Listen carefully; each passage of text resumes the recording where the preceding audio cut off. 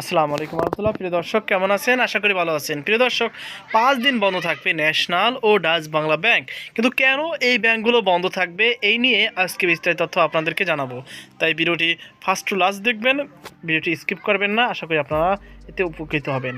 National ব্যাংকের লেনদেন 5 দিন বন্ধ থাকবে বলে জানিয়েছে বাংলাদেশ ব্যাংক।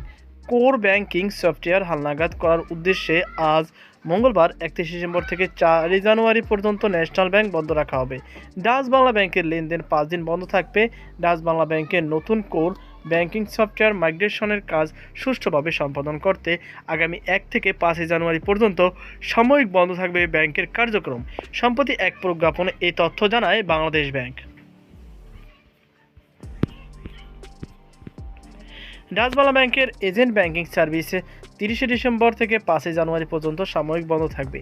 এ সময়ের মধ্যে ব্যাংকের শাখা ও এটিএম বুথ থেকে কোনো সেবা পাবেন না ব্যাংকটির গ্রাহকরা। তবে এ সময়ের মধ্যে ক্রেডিট কার্ড ও মোবাইল ব্যাংকিং সেবা রকেটের লেনদেন চালু থাকবে। তো প্রিয় দর্শক, আশা করি আপনারা বুঝতে পেরেছেন। তো এই ছিল আমাদের সর্বশেষ আপডেট তথ্য। ভিডিওটি কেমন লেগেছে অবশ্যই কমেন্ট বক্সে জানাবেন। আর একটু উপকার হয়ে থাকলে অবশ্যই লাইক করবেন। আর চ্যানেলটি নতুন ভিউয়ার্স হয়ে থাকলে সাবস্ক্রাইব করতে বলবেন না। আজকে পর্যন্ত, আল্লাহ হাফেজ।